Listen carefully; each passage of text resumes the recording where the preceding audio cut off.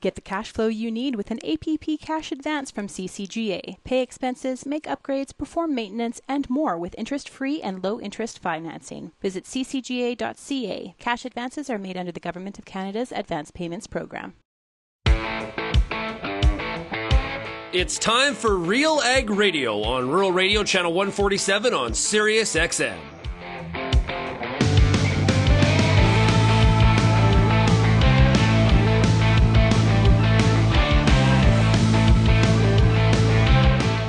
RealAg Radio and RealAgriculture.com is your home for insight and analysis of the issues that are impacting your farm business. Let's get real and get connected with RealAg Radio.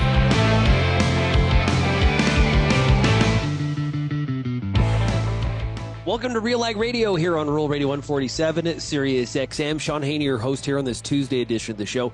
Hey, thanks so much, everybody, for making RealAg Radio and Rural Radio 147 a big part of your workday. Also, a big shout out to everybody listening out there on the RealAg Radio podcast. You can listen on Apple Podcasts, Spotify. You can choose any platform. YouTube. We have the show on YouTube as well. There's a video version. So please check it out. However you want to consume it. And we're so grateful that you are with us here today. It's Tuesday. Yesterday we had played the Saturday night show from Saskatoon at the Saskatoon Berries game. It was the Invigor series. It was part 3 of that series. We had a great time with BSF and Invigor hybrid canola. So if you missed it, encourage you to check it out. And a bit of a different vibe to it. It's a bit of a Saturday night vibe here to RealAg Radio. So if you missed it, download the podcast. Okay. Today, though, we've got a great lineup of guests. Because it's Tuesday, we missed yesterday with Agronomic Monday. Peter Johnson will be with us to discuss a number of issues impacting the world of agronomy. Looking forward to chatting with him. He's just fresh off a tour to Northern Ontario as well, where he was checking out some of the crops out in Northern Ontario. Very similar, different crop mix out in Northern Ontario. Very similar to more of a Western Canada vibe. For sure. So we'll get Pete's impressions of that. What do we think about the Western Canadian wheat yield potential based on some of this heat that we have had? Talk about that. Some firing up in corn in Southwestern Ontario. So a lot to discuss with Pete Johnson. We'll also be joined today by Nathan Phinney, who is president of the Canadian Cattle Association. He'll also be with us. And we're going to talk to Nathan about that FPT meeting that happened last week in Whitehorse. What were some of the asks from CCA? I know they're looking for an increase and some changes in some of the agri-stability program relative to cattle production, and also some trade issues as well. So if you have any feedback on today's program, we'd love to hear from you. Okay, maybe it's agriculture related. Maybe you got an opinion, a take, a thought, a question. You've got some criticism. We want to hear from you. Send me an email, shaney@realagriculture.com.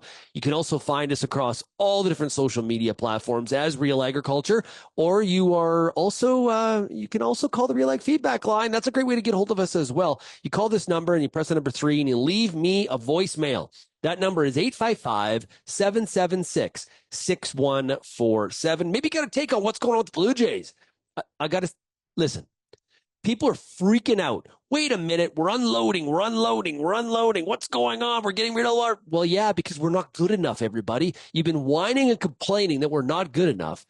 And now I don't call this like they're starting over. I think this is a retool. That Kikuchi trade, by all estimations, looks like they really...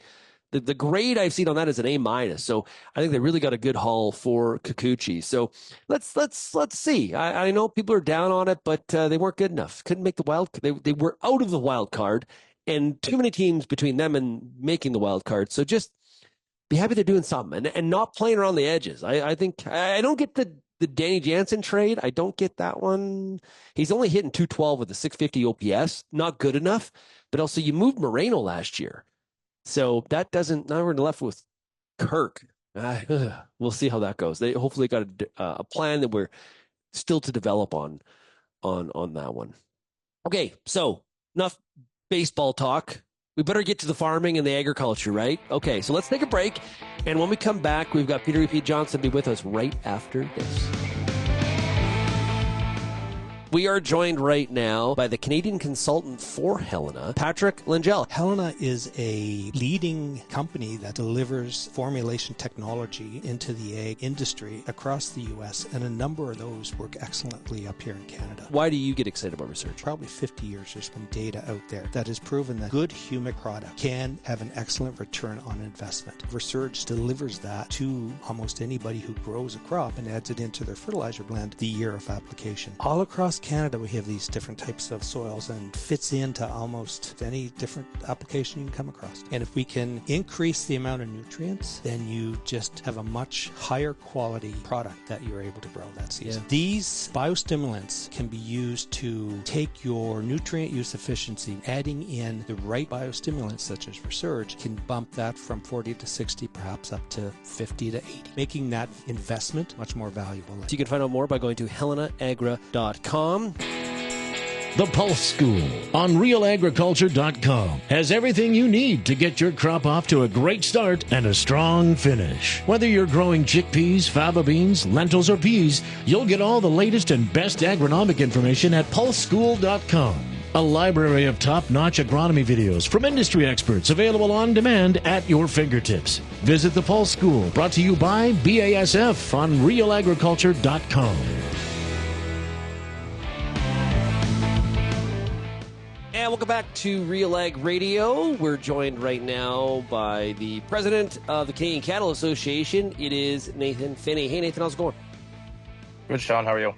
Hey, man, I'm doing fantastic. Hey, before we get into some of the issues and stuff, how are things on the ranch there in New Brunswick? Things are looking good. I know last year was a very wet, kind of discouraging year, but crops look good, and weird for us to say we can use a little rain, so I think it's coming, and yeah, much better than last year. A lot of people are optimistic. Oh, good to hear. That's awesome. Okay, so you were in Whitehorse for the FPT meeting, representing, of course, the Canadian Cattle Association. From your perspective, what were the outcomes of that meeting? Actually, Jen and Tyler were at FPT and kept me up to date abroad of what was going on. And it's one thing that we did hear at the end of the meeting was there's a lot of provinces that are supporting some of the proposed changes on some risk management pieces that we've been pushing for, and so hopefully we can continue to get the federal government to push on that. And the other big piece that there was a lot of conversation around was the upcoming CUSMA agreement. The provincial ministers weighed in heavily on that, as well as the federal minister did, and we're watching very closely of what's going on south of the border of us, and there is reasons to stay on top of this file for sure. Yeah. So, what from a CUSMA USMCA perspective, what's the push? Just to be aware that there potentially is some I guess renegotiations or review as of July of 2026, or what exactly do you want the provinces and the feds to be doing?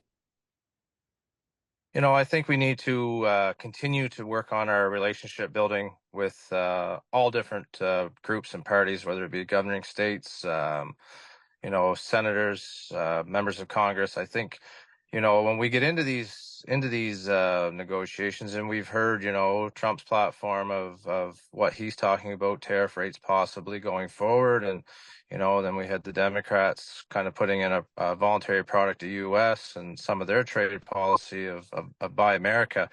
The U.S. is our biggest trading partner.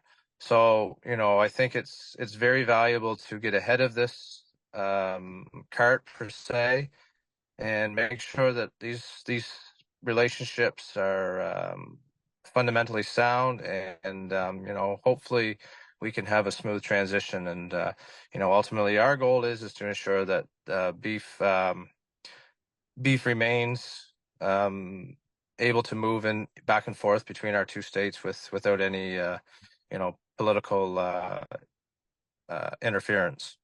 If say a 10% tariff was applied to Canadian product, Canadian animals, just anything coming from Canada going south, what impact would that have on the Canadian beef industry?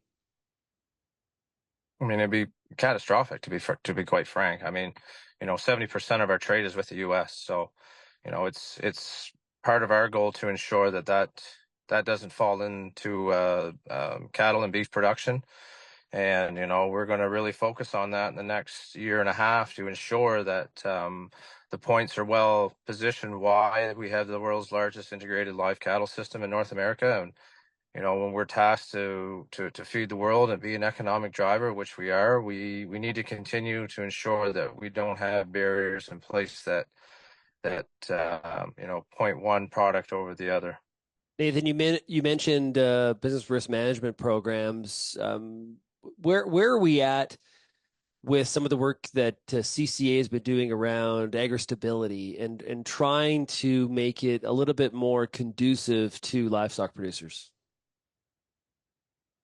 Yeah, I mean, CCA has worked hard on this file, and some of the other provincial partners have also done a lot of work on this as well. So I have to give a shout out to Alberta, who is tasked on looking at some of the agri stability changes. One of our big asks is to look at the cap uh, on agri stability, and it's been a cap that's been in place since agri stability has been formed. And when we look at 15-20 years of this program being ran, and the cap has remained the same, well, we've had inflationary costs and rising costs. And to be honest with you, Sean, the cap isn't even keeping up with inflation costs. So when we don't see any movement on that, the program becomes pretty inadequate to cover off the risk of the farmer and rancher when these caps are in place. So that's one area that we've been working on. And obviously there's some areas that have been worked on, different sectors within the beef industry that the program seems to work better for, and not so good for others. So all we're asking for is equitable programs across agriculture and across no matter what sector that you're in, so that they go to work. And that's what our producers need to rely on to make sure that, if there is a day where markets collapse or borders close, that we have adequate coverage. Nathan, what is the cap that is on the program? So the cap's always been at 3 million, and we're asking for 15 million. And we've heard the argument, well, it's only there to protect the big guys. Well, to be honest with you, the cap at 15 million isn't even really going to cover the losses that they have. So really, this movement really does protect the small and medium farm size. And if we don't have that movement, and you calculate back, where inflation has gone since the 3 million cap was put in place, 15 is a very modest ask to get us kind of in line where it should be to today's pricing. Yeah, well, you know what I was talking to a cattle feeder on Friday night, and you can talk to any cattle feeder, and all they talk about is how the cost of running that operation has substantially increased. That there should be some sort of acknowledgement of that when it comes to the business risk management programs. They should be following that trend should fall in line with each other. It seems odd that there's no sort of, even like you mentioned, like inflation, proper inflation adjustment.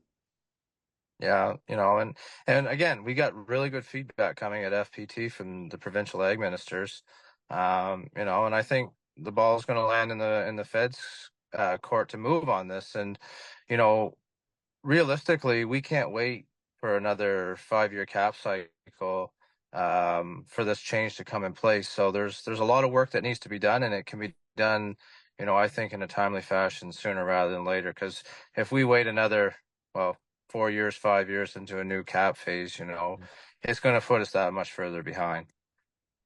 CBIC's coming up. The Canadian Beef Industry Conference is happening in Saskatoon in August. I'm sure you're going to be there. I'm going to be there. We're doing a live broadcast of RealAg Radio at the event again. Looking forward to it. Great lineup at CBIC this year. Yeah, no, it's exciting to go to Saskatchewan. First time it's been hosted there, and I think everybody from our side of CCA is looking forward to getting out to Saskatoon. And I think other than the past, month and a half of some really hot weather and some unfortunate situations with fires in the West. And, our thoughts are with everybody that's being affected by those. I think when we were out West kind of touring around there is a little bit of smile and optimism on producers' faces. We're coming out of some drought areas. Back in crops look pretty good in a lot of areas, and cattle prices are strong. Going into this industry conference, we're looking at growing our industry, growing our cow numbers back to where we think they need to be, and set this industry up for a sustainable future. Yeah, it's always fun to go to a beef meeting where people got a little bit of pep in their step due to some profitability. It's really good to see. And you mentioned those cow numbers. That's something that has been quite elusive for the Canadian industry in their in the intent to want to grow the supply on the cow calf side. Mother Nature plays a role in that, but so do prices, and the prices are definitely giving strong indications for producers. Yeah, that's where we've always kind of missed our cycle when we did have strong prices. Was Mother Nature had other plans, for us, and I think we would have seen some retention in the last few years had Mother Nature cooperated, because prices were on an incline. And I think when we look at the cattle cycle of where we are today, and hopefully where it looks like it's going to go into the future, with some timely rains and some decent moisture amounts across the country, I think, there is time to build back. And this will be the first time that we've kind of had a rebuild in a couple of decades. So, hopefully we can continue to move the needle in the right direction, and Mother Nature continues to cooperate, and this strong market holds. And, there's nothing that's any better for the Canadian landscape than cattle on it. Yeah, the last thing I want to wrap up with, there was an NCBA summer meeting that took place, as it does every year. Anything come out of that from a Canadian perspective? They're pretty much business meetings down there, and get a lot of their policies kind of done. Nothing that really stood out hard on us. Animal disease, FMD is still big on everybody's mind to ensure that we're adequately ready for that if it ever does rear its ugly head, and make sure that there's minimal damage to our industries. Collaboration, the voluntary party DUS is brought up, but, we all know where that is, and it's kind of a monitoring phase now to see if there is discrepancy. And, we position that we are ready to do what we need to do for our producers if there is any sort of discriminatory actions on Canadian cattle. So, I must say our relationship with NCBA is kind of like a brother, sister, two brothers, two sisters, however you want to word it. We worked extremely well together on a number of fronts, and we're looking forward for them and CNOG coming up to our industry conference in Saskatoon. Great stuff. Well, speaking of Saskatoon, as we were talking about the Canadian Beef Industry Conference, it is in Saskatoon, Saskatchewan from August 19th through the 22nd. There's networking, keynotes, breakouts, learn how to increase profits, manage rangeland, and navigate trends. Visit CanadianBeefIndustryConference.com for full details and to register. And you can say hello to Nathan and I in person. Hey, Nathan, thanks a lot for joining us here today. Thanks, Sean. Have a good day. Hey, that is Nathan Phinney. He is president of the Canadian Cattle Association, calling in there from his ranch in New Brunswick. Hey, when we come back on RealAg Radio, we got Peter Wheatfeed Johnson right after this. FP Genetics relentlessly brings innovative new seed genetics to Canadian farms, ensuring growers, breeders, and farmers are supported and viable. Being a valued partner on your farm for decades, you can expect the continuous pursuit of the best genetics. Visit fpgenetics.ca to discover FP's hybrid fall rye varieties and their end uses, or contact your local FP seed dealer or territory manager to discuss your fall seed strategy specific to your region. If you're involved in the agriculture industry, it's important to stay informed on all the latest issues affecting your business. At RealAgriculture.com, we offer fast, reliable news, information, and insights to help you keep on top of all of the latest in Canadian agriculture. Visit RealAgriculture.com and sign up for our free daily newsletter covering everything from news, agronomy, animal agriculture, and much more. Visit RealAgriculture.com/subscribe today. Since 2010, the Wheat School on RealAgriculture.com has been helping farmers to grow great wheat. Covering everything from markets, the latest research, pest and disease control, all the way down to on-farm trials, the Wheat School has everything your crop needs. Check out our massive video library on YouTube and grow great wheat with the Wheat School, brought to you by Syngenta Canada, C&M Seeds, and Alberta Grains.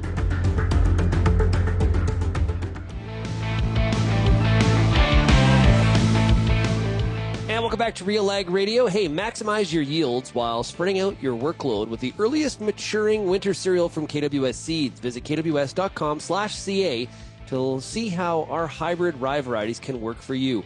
High yields, high quality, high value for your farm. KWS, seeding the future since 1856. Joining us right now is Peter Wheat Johnson. Pete, how are you doing? I'm doing awesome, thanks, Sean. Although it's Tuesday, it's not Agronomy Monday, so this is kind of odd for me. And by the way, it's going to be another rainy day where I live, and we have had a lot of rain right where I farm. Yeah, it's kind of crazy that I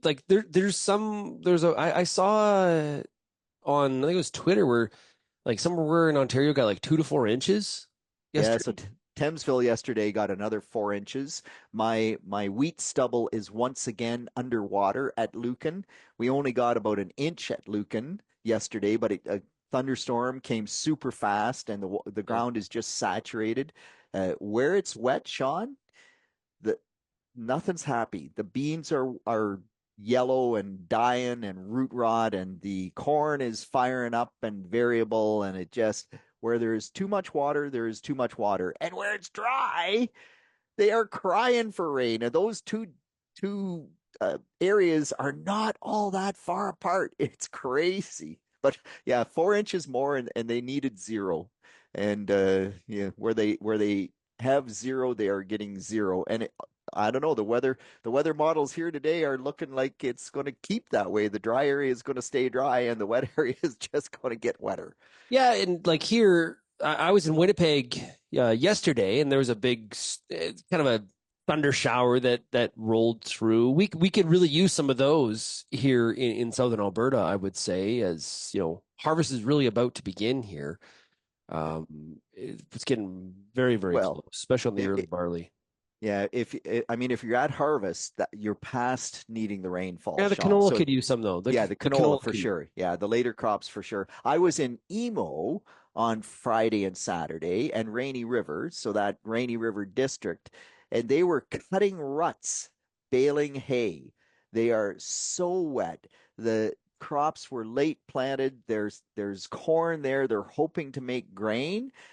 The very earliest corn was just the very first tassels starting to push it. I'm thinking the later corn, it's at least 2 weeks away from tassel, and I'm going, oh my gosh, the chances of that making grain, you're gonna have some horseshoes with your first fall frost to make that into grain corn. But it's just one of those years where it's wet, man. Yeah, and where it's dry, it's dry. Yeah, it's Mother Nature, right? Exactly.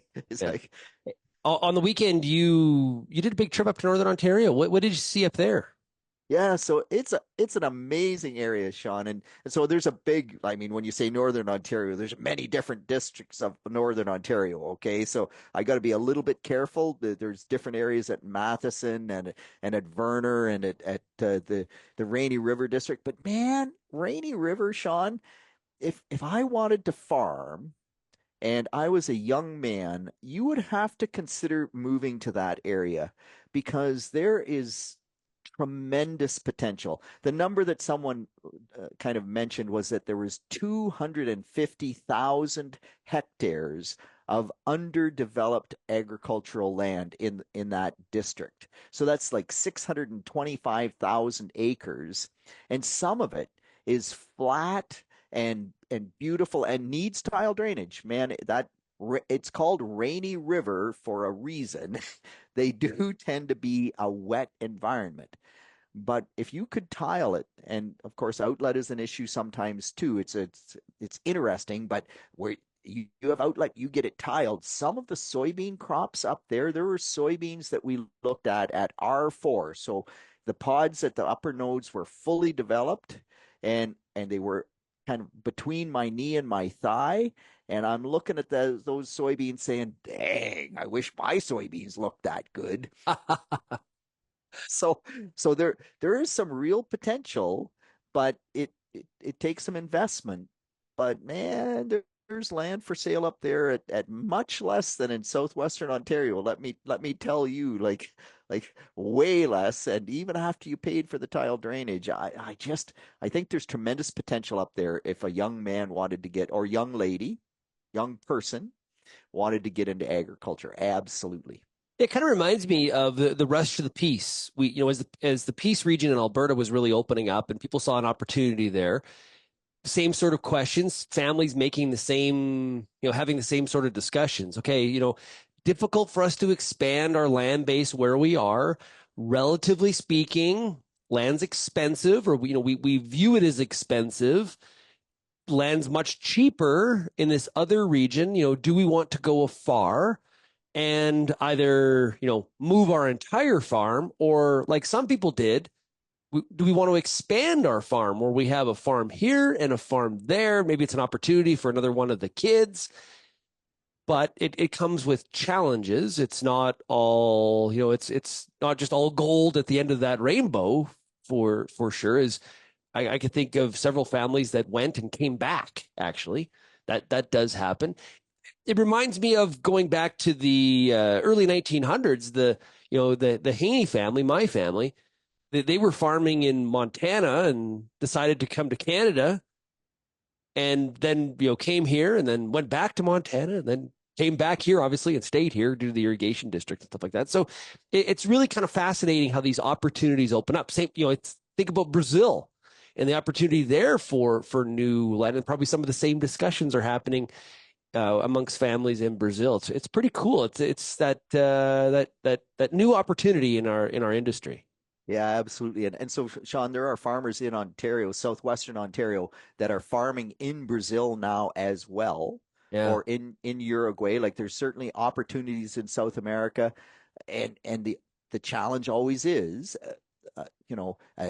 can you make it work?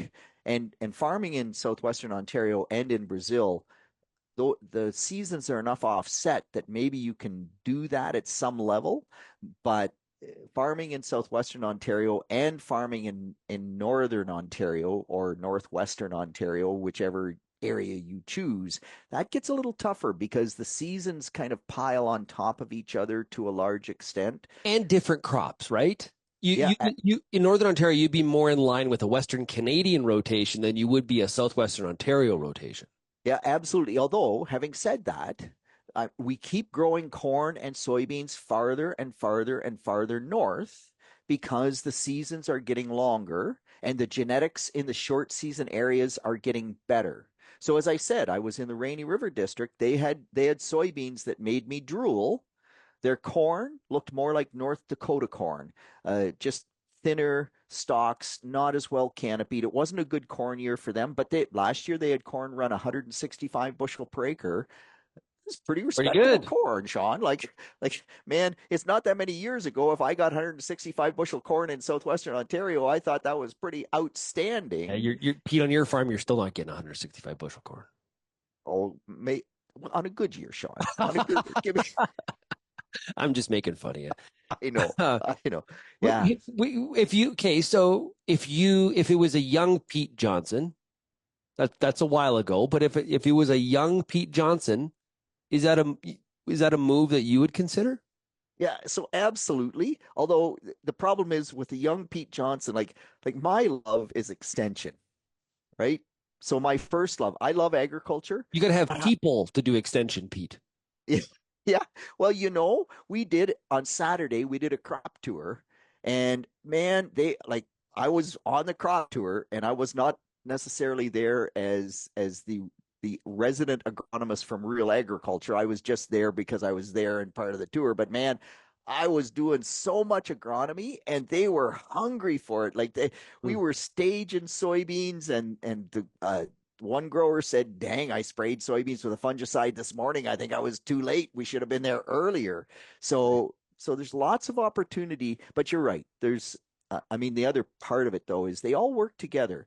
Now, getting Southwestern Ontario, people are so competitive. Some people are really good. They'll share everything. Other people kind of want to hold their cards close to the vest. Up there, it's a community. It's still 100% community, and they work together. They try to help each other out. And there's still a lot of that in Southwestern Ontario, but it is so competitive, maybe a little bit less, whereas up there's still if you buy that piece of ground and you get it away from somebody else, well, there's another piece of ground down the road that other person can still look at. So it's not quite the same level of competition there yet.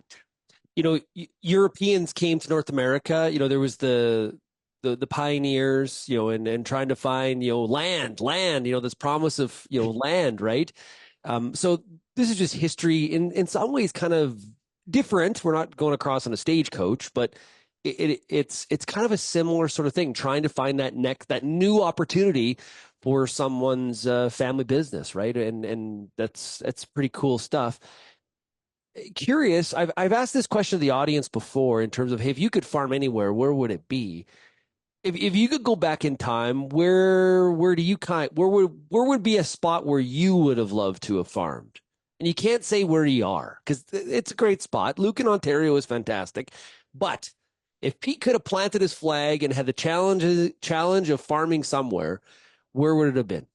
It would probably be on the deep soils of the Ukraine or that loess, that 20 foot of topsoil in that Eastern European region, or in Brazil, again, where they have the super deep soils, although they do run into some issues in terms of pH and some things like that, or the U.S. Midwest, man, those in Iowa, 11 feet of topsoil. I'd pick one of those areas because I can't imagine not farming on limited topsoil, because that's what I've grown up with. That's what I've lived with. That's what most of Eastern Canada deals with. 4 inches, 6 inches of topsoil. Have a nice day. Figure it out. Yeah, I noticed you didn't say the Palliser Triangle. I want a little moisture, Sean. I want a little moisture. Right? It's like, Pete, you got to be up for the challenge of raining once every 5 years. Yeah. You obviously want it easy. You want moisture. Pete, moisture and high yield potential, man. And that's why I said that European example first, because that's where they can grow wheat and get amazing yields, because they have the climate for wheat and they have the depth of topsoil for wheat. And actually, the other area that I might have chosen, Sean, is New Zealand, because you can go hiking, you have a wheat climate, you have irrigation, you control the water. New Zealand has a lot of draw for a wheat guy like me, man. And more so than the UK. The UK is always too damn cold. New Zealand, you can be warm. Yeah, it's always raining. Hey, the best answer for agronomically effective dual nitrogen protection, Super U Premium Fertilizer from Koch Agronomic Services. To learn how this ready-to-use granular fertilizer protects nitrogen and boosts efficiency, visit kochag.ca. That's Koch with a K. Okay, we're going to take a break. We've got more of Peter P. Johnson coming up right after this.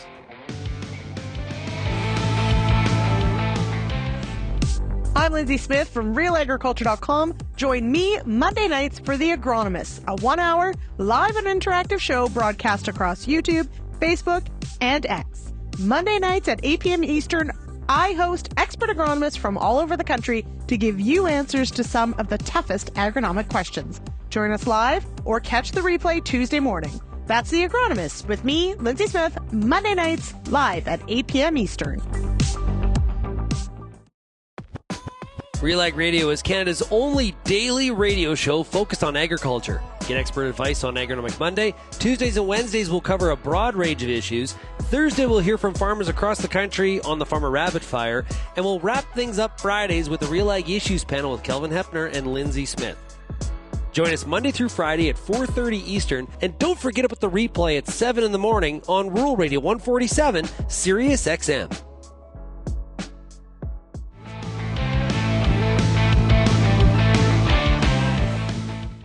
And welcome back to RealAg Radio. Hey, are you satisfied with this year's emergence?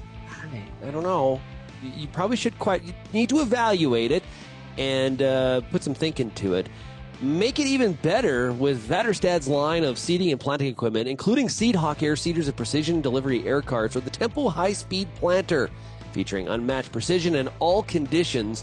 Learn more at Vatterstad.com. We're talking here on this Tuesday with Peter Wheat Pete Johnson. Lots going on in the world of agriculture. Hey, Pete, last segment, I mentioned hybrid rye from KWS. A lot of opportunities with hybrid rye, really adding a new dimension to the crop rotation, a lot of flexibility and dual use. Yeah, absolutely. And I mean, the one thing about hybrid rye that you just got to be excited about, Sean, is the yield potential for grain that it brings to the marketplace. Yeah. I mean, you can use it for silage. It's got tremendous yield for silage as well. When you compare hybrid rye to the old common, the open pollinated rye from a grain yield perspective, oh my gosh, there's no comparison. And it really loves sandy soil. So if you have sandy soil that you just can't get wheat to grow on to save your soul, and you scratch your head and say, why? What's the problem? And you ask Wheat Pete, why can't I get wheat to grow? And Wheat Pete will say, it's just sand. Wheat, it's just, I don't know why. You just can't get over it. Grow rye. And so you grow hybrid rye, man. There's such an opportunity there. And I don't know, here in Ontario, into the rye whiskey market, that's a sweet deal if you can fit there. And we're seeing a nice increase in hybrid rye here in the province, strictly because of the yield potential of it as a grain crop. And I know growers that used to try to grow wheat on sand, and they've just kind of gone that hybrid rye route because it gives them such an awesome potential. Silage too. Oh yeah, absolutely. Silage. We don't grow quite as much rye for silage here. And the dairy growers that grow a cereal crop for silage tend to move towards triticale. And the reason they do that is not because it yields more, but because it heads a little bit later and it doesn't lose its quality quite so fast. So that's one thing about rye. Rye silage, it's awesome. I love it. And I push growers to do it because you get it out of the field early and you plant the soybeans earlier. But quality drops faster than triticale, so you just need to be aware of that. It's amazing potential if just nail it right. Yeah, I think it's pretty awesome stuff, and it provides just you think about where we were with conventional rye and some of the yield opportunities when it comes to hybrid rye. It's pretty fantastic. It's great to see that kind of innovation coming to the marketplace. Reports of in some areas corn firing up. Oh, that's not good. So yeah, I got it on both ends of the spectrum, Sean. So the corn is firing up on the heavy clays where we've had too much water. And it's not firing up to the point that I'm really worried about it from a yield perspective. But what that tells you is that it's been wet and it's been too wet, and we've lost some nitrogen from denitrification, or we've moved that nitrogen deeper. And the corn roots are shallow. The corn roots have not gone deep this year because it's been so wet that they haven't needed to, and they probably couldn't because it was just saturated at depth. We're also seeing it in the dry areas, and this is primarily because it was wet early and the roots are shallow. And so now, even where we didn't get that denitrification, those roots are shallow. We're into the reproductive phase of the corn crop. It tends now to be putting everything towards the grain, and we're not growing many roots. So in both cases, we are seeing some firing at low levels. And it's not because the crop is necessarily short on nitrogen. In some cases, we've got 220 pounds of nitrogen applied, split applied, 100 up front, 110 or whatever at side dress timing, and you just go, how can this corn fire? But no, some of that corn is definitely just struggling to find the nitrogen. Hopefully if you're dry, that water should come back up and bring the nitrogen back to the corn crop. If you're wet and it denitrified, there's not much you can do to save that crop, because it just got so many wet feet that adding more nitrogen at this point is not going to be of much benefit. Are there things we could have done earlier in the season as a preventative measure had we known that this would be an issue now? Yeah. So, Sean, last year, because of the way the year worked out, all your nitrogen at planting time on corn in Ontario won. It stayed dry and it went dry through that early growth period. And if you were a side dresser and you didn't have enough upfront nitrogen, my great friend Nature Nut Nick at Strathroy, it cost him massive, because he only had 30 pounds of nitrogen on at planting time, and he put the majority on at side dress, but he didn't get it deep enough, and it was pretty tough because it was dry to 6 inches. So he didn't get that nitrogen into the moisture. His corn starved for nitrogen till the rains started in July. So the upfront nitrogen last year won. This year, I almost guarantee that the split nitrogen program is going to win, because if you put it all on up front, it's been wet all the way through. You have that big time period for denitrification or for leaching. Not that leaching is a big concern. It's mostly denitrification, but we lose a bunch of that nitrogen. We starve. Where I put on a reasonable shot up front, 80 to 100 pounds, I'd side dress the balance. So that side dress nitrogen has a much shorter time period to be exposed to denitrification. My guess is that split nitrogen this year is going to show a nice advantage. And even Y drops, that's the other option. If we Y drop at V10 or something like that pre-tassel, you got to be there early enough. But I think those programs this year are going to win. Last year, it looked like you tramped corn and just spent money on split application for no good purpose. Well, I know you get excited about wheat. I think there's reasons to be excited about the wheat crop in Western Canada. Now, because of this intense heat, we've, talking to a lot of growers, they'll say their cereal crop, especially the early cereals, looks the best of the different crops in the rotation. This heat, though, has knocked us back a little bit off that optimum yield curve. But we are, I think, overall, we're sitting in a position with a pretty good wheat yield in front of us if we can bring it home. Yeah. So, Sean, by the way, I just saw on Twitter, Iowa farmers on winter wheat, record yields. And you go, wow, nice. And so that's because they got rain finally. And you're in a dry climate. It's amazing what rain does. Yeah. Whereas here in Ontario, we go dry at some point all the time. You don't go dry. Don't even start whining about it dry. Not dry like Western Canada. Okay. Not a 5-year drought, okay? I get that. But yeah, so I think you have and by the way, is the heat hurting you? Absolutely. But let's put it in perspective. So we're going to lose, I'm going to say, a bushel per acre per day for every day that the temperature is over 25 degrees Celsius. The growers have been talking about that number. Yeah. Okay. But wait a minute. If you start with a yield potential, because it's dry, of 40 bushels, and you lose a bushel per acre for 10 days, that's a 25% yield loss. If you start with a yield potential of 120 bushels or 100 bushels, and you lose a bushel per acre per day for 20 days, I still have an 80 bushel crop. Like, oh my gosh, is that a good wheat crop? That's awesome. So could it have been better? Yes, it could have. But do you still have what could be an amazing wheat crop in Western Canada for most of Western Canada? Not all. There are still a few dry pockets, so I'm told. Yep. But overall, I think growers could smile come wheat harvest. Did you see those projections on the wheat tour in North Dakota last week? The highest expected spring wheat yield since 1992 when they started the tour. Yep. And it's because they finally got some rain, man. Rain makes grain in a dry climate. Yeah. Wish the wheat market would behave better, but there's a reason why it's doing the things that it's doing. I do not follow Wheat Pete's marketing strategy. It's not good. You know what's amazing is if I include, you always say that, and then if I think about the Thursday and the Farmer Rapid Fire, when I talk to farmers about the markets, they all say that too.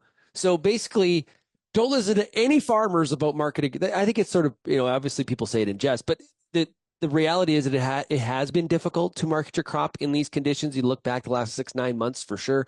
Maybe somebody even say 12.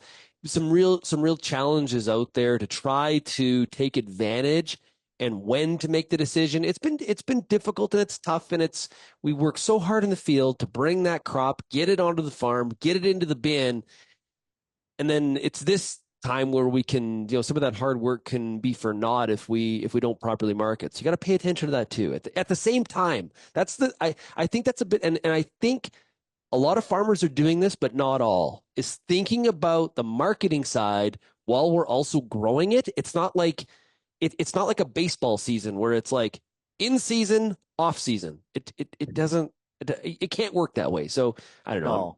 But I think you're right, Sean. And part of it is, like, I could have sold my entire crop, my entire 2024 winter wheat crop for $10 a bushel before I ever planted it. Yeah. But that is so hard to do because it's hindsight too, Pete. Like, yeah. Right, exactly. So I think a lot of farmers, Wheat Pete included, say, "Oh, I'm a terrible marketer because I did not get enough $10 wheat, and now I'm selling it for whatever it is, 6 something a bushel." But the reality is that growers that have done that in the past sold 100% at the high price and then had a crop failure and not been able to deliver. Sometimes that can cost you some big money too. So there's marketing is hard. That's the bottom line. But at the same time, don't evaluate yourself based on when the high was. That high may have been for a day. Depending on the commodity, you can see some of the charts where they spike up and then they spike down. Well, to judge yourself in that sort of scenario versus that high that may have been for a 2-3 day period, that's being kind of harsh on yourself. Yeah. Judge yourself against where the prices were relative to when you were kind of judging a decision, you decided not to do it, and you probably should have. Like, be fair to yourself too in the evaluation. It's 100%. To expect yourself to get the highs that's fool's gold. Yeah, but I always aim for it, Sean. I always aim for it. There you go. I should just aim a little less, and I'd sell more at a high price. Yeah, I hear you. Hey, Pete, have yourself a great week. Everybody, do not forget to download Wheat Pete's Word. Every Wednesday, Pete drops a new episode at RealAgriculture.com or wherever you get your podcasts. He answers all your agronomic questions. Fantastic podcast. Pete, I'm telling you, the downloads on that podcast continue to increase. For some reason, people like you. I don't have it figured out, but they like you. Well, Sean, that I don't have it figured out either, but I'm glad that they do, and it's always the highlight of my week. So absolutely, send me questions, and I will do my best to have an opinion. This isn't the highlight of your week? You and me doing this? This is second. Okay. Oh, wow. Okay. Yep. Well, everybody, last time Pete's ever on the show, this has been good too. You can find him over at Wheat Pete's Word. Just kidding. Hey, Pete, have yourself a great week. Yeah, you as well. Thanks, Sean. Hey, we'll be right back on RealAg Radio here on Rural Radio 147 Sirius XM right after this.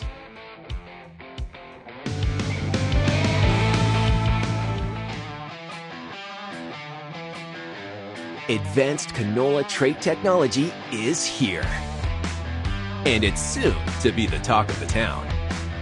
Optimum Glide delivers excellent yield potential and agronomic trait performance.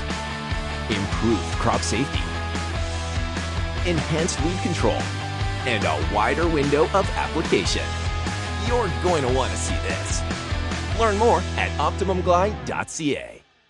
Canola is more than just a pretty face in the prairie landscape. It's a big business, both here and around the world, that requires you to be informed and up to date on everything it takes to grow a successful crop. The Canola School on RealAgriculture.com has an expert library of video resources covering markets, agronomy, and more to help you grow a healthy and profitable canola crop. Visit canolaschool.com today. Brought to you by BASF Canada and Invigor Hybrid Canola. And welcome back to RealAg Radio. Hey, the answer to your above-the-ground nitrogen loss problems is Anvil Nitrogen Stabilizer from Koch Agronomic Services. To learn how Anvil's dual active ingredients deliver extended protection, visit kochag.ca. Okay, hey, earlier this week, well, I guess yesterday, it's only Tuesday today, I was kind of working through the weekend, so it sort of doesn't feel like a Tuesday, but that's okay. Yesterday, I was in Winnipeg. And things are looking pretty good around from the ground. Things are looking pretty good from a crop perspective. You definitely see some blank spots from the air flying into Winnipeg, but that seemed to be kind of normal based on some of just the topography of the land and stuff like that. But anyway, what I was doing is we're doing some strat planning, some business planning for Real Agriculture. And this is not work around here. And being in the business, sometimes you got to get work on the business instead of in it. And that's what we were doing on Monday. It was really fantastic. And it made me think of you, the audience, and sort of put this in your ear because you're about to get lots of windshield time with harvest. Okay. So it's a really good time as you're sitting in the combine and you're waiting for that you're driving grain truck and waiting for that load to finish off. You got time to think, okay? Windshield time is a fantastic. That's why I love long drives, okay? I love long drives because it gives me a chance to decompress and really think. And I've always got a notebook beside me. And I don't fall into the trap of, oh yeah, that's a good thought. Need to remember that. Whoop, whoop, out my ear, okay? It's out of my head. Write it down. So I've always got that notebook beside me. I'm always writing those notes to myself, keeping track of things that I've got to work on or things I got to think about or things I have to deal with. And take the time to do that while you're going through harvest. And the part of that too is get it in the schedule now for that post-harvest wrap-up. We've just been through a really busy time with Real Agriculture. I have been everywhere. The team has been going flat out. And it's a good time now, while it's still fresh. Okay, what went well? What didn't? What should we be doing differently next year versus this year? What do we need to build on? What were the things that went so well that, how do we do more of that? It's that kind of review process. There's kind of a little bit of a SWOT analysis that's put to that.